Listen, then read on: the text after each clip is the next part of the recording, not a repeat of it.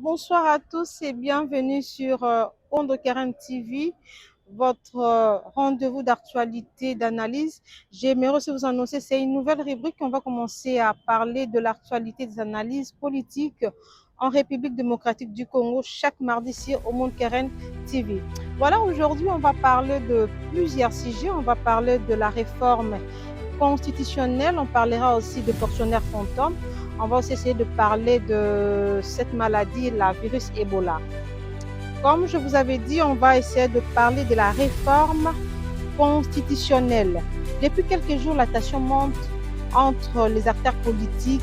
Une partie de l'opposition rejette totalement la réforme constitutionnelle, estimant que cela pourrait fragiliser la démocratie. Donc, l'opposition rejette cette idée de la réforme constitutionnelle en disant que ça pourrait aussi fragiliser la démocratie. Alors, cependant, le mouvement, de l'autre côté, certains mouvements citoyens, plusieurs confessions religieuses pensent qu'une réforme pourrait permettre d'adapter certaines institutions aux réalités actuelles de notre pays. Je reprends pour que vous me compreniez, parce que j'avais dit au début, on va parler de la réforme constitutionnelle, on parlera aussi de la virus Ebola, on parlera même de fonctionnaires fantômes. Par rapport à la réforme constitutionnelle, plusieurs opposants politiques rejettent cette idée de la réforme constitutionnelle.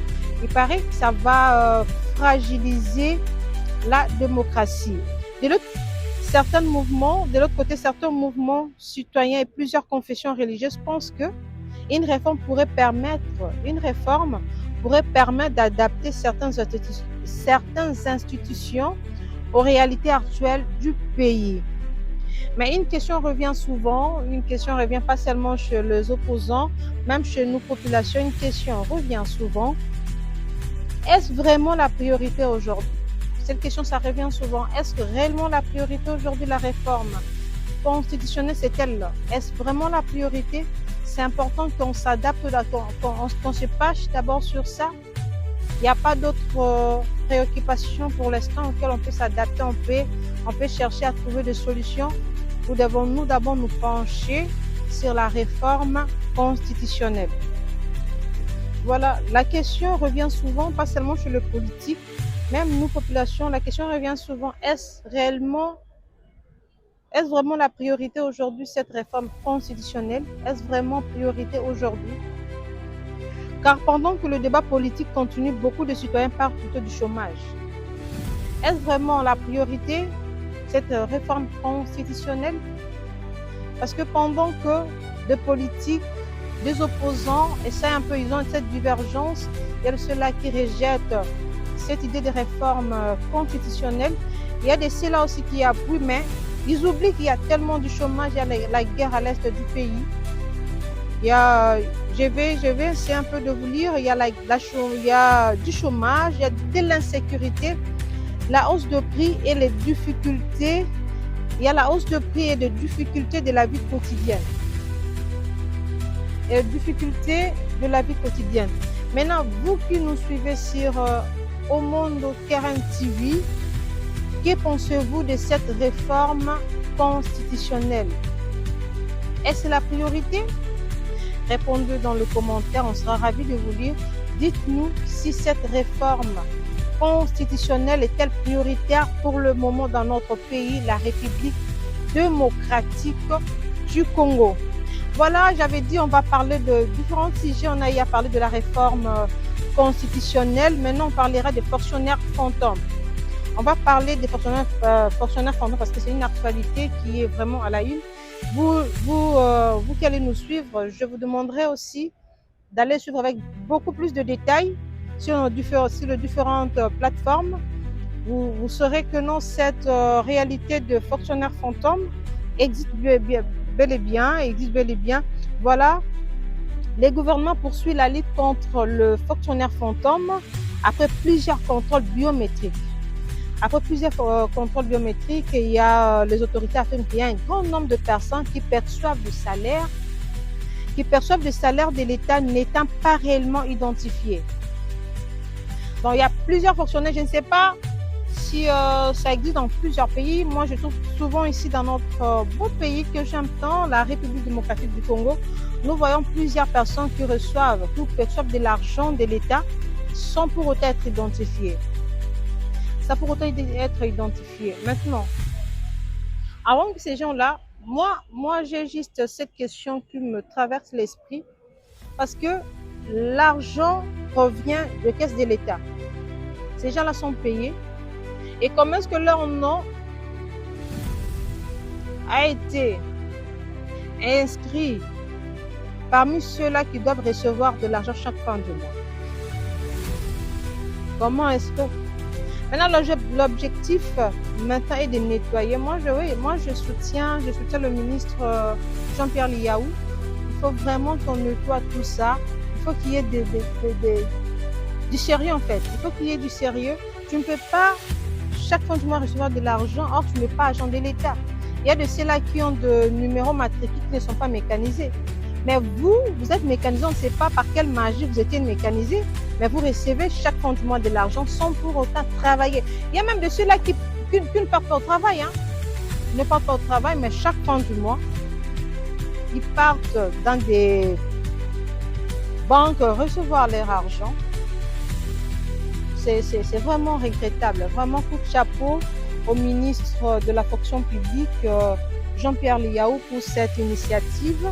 C'est très, très important. Il faut vraiment que tous ces fonctionnaires fantômes disparaissent. Il faut vraiment qu'il y ait ces nettoyages-là. Ils doivent vraiment disparaître. Ils doivent vraiment disparaître.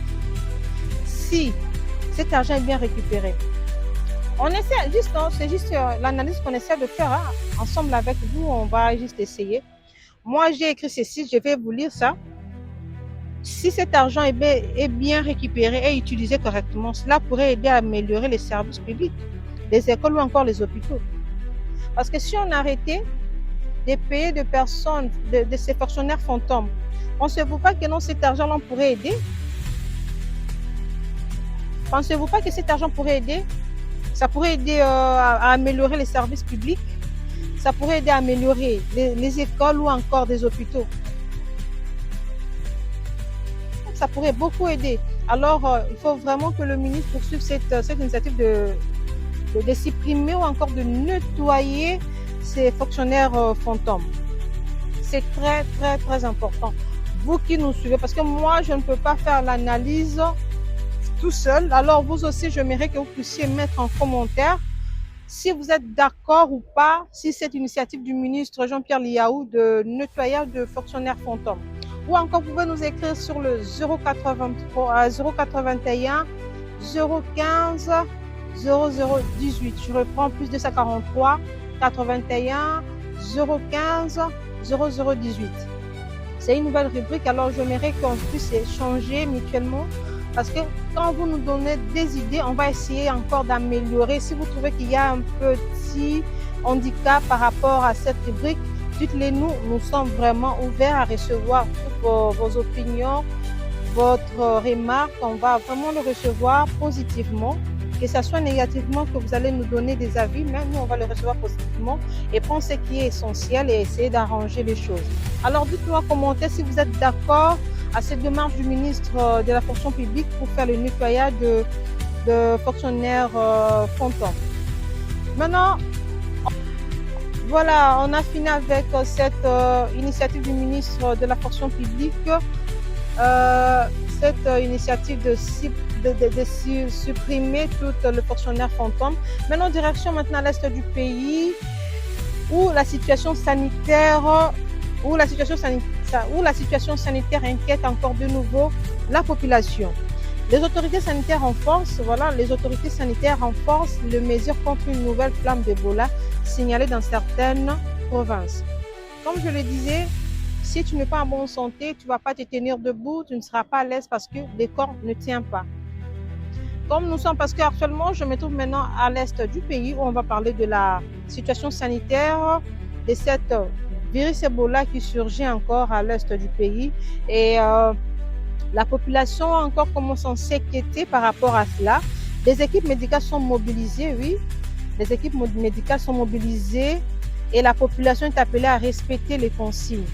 pour que vous ne soyez pas atteint de cette virus, vous devez aussi écouter nos autorités, respecter les consignes sanitaires afin d'éviter une propagation de la maladie.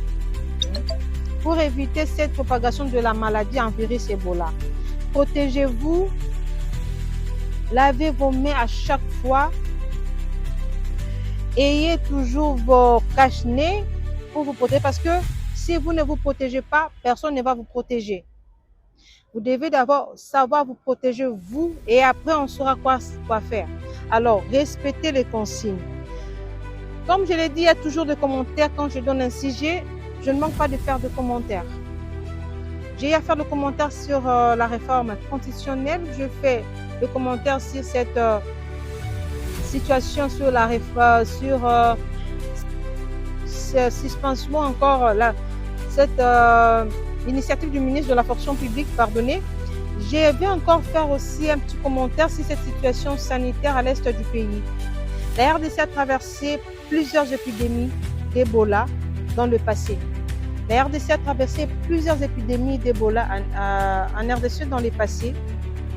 Mais chaque nouvelle alerte reste une inquiétude majeure pour la population. Mais chaque nouvelle alerte reste une inquiétude majeure pour la population. Parce que même si on a eu à traverser les différentes épidémies d'Ebola dans le passé en RDC, mais quand il y a encore une nouvelle alerte, on doit toujours s'inquiéter parce que nos frères et sœurs qui sont à l'est du pays, ils souffrent déjà d'abord de cette guerre qui ne finit jamais. Il y a encore cette épidémie d'Ebola. Alors nous devons vraiment interpeller nous, populations aussi qui sommes à l'est du pays. Protégeons-nous, il faudrait respecter les consignes de nos autorités. Parce que si tu respectes ces consignes-là, tu vas te protéger toi et ta famille et ton entourage. Il faut vraiment respecter. La première consigne, d'abord, il faut laver régulièrement tes mains. Il ne faut pas trop te serrer avec beaucoup de gens. Il ne faut pas vraiment vous ne pouvez pas être en groupe ou encore vous rassembler jusqu'à 5 personnes. Portez régulièrement vos cache-nez parce que lorsque vous respectez ces consignes, vous allez vous protéger vous et vos familles. Voilà, c'était ça notre sujet. On a eu à parler de la réforme constitutionnelle, on a eu à parler de la réforme, constitutionnelle, on a parlé des fonctionnaires fantômes et on a aussi parlé de cette maladie en virus Ebola, cette alerte Ebola, où plusieurs morts sont déjà signalés à l'Ituri et la population s'inquiète et les autorités ne sont pas restées, les autorités se mobilisent, les autorités se mobilisent pour trouver la solution contre cette maladie en virus Ebola. C'était Keren au monde. Alors voilà, c'est la fin, comme je l'ai dit, on a parlé de la réforme constitutionnelle, on a parlé de fonctionnaires fantômes et on a aussi parlé de cette alerte Ebola. Quand vous avez suivi, c'est une nouvelle rubrique où on va commencer à parler de l'actualité. N'hésitez surtout pas de nous donner vos points de vue. Si vous trouvez que nous, on a mal présenté ce premier numéro de l'actualité, dites-le nous en commentaire. On va essayer encore d'améliorer et faire en sorte que vous soyez satisfaits par rapport à notre début parce que on commence toujours. Hein. Si on ne fait rien, personne ne le fera à notre place. On est en train d'essayer. Alors, nous sommes ouverts à recevoir vos suggestions, nous sommes ouverts à recevoir vos commentaires, que ce soit positif ou négatif. Mais surtout, n'insultez pas. Voilà, c'était Keren au monde, votre humble servante, qui vous présente toujours votre nouvelle rubrique où on va essayer d'analyser l'actualité et puis on va parler de différents sujets.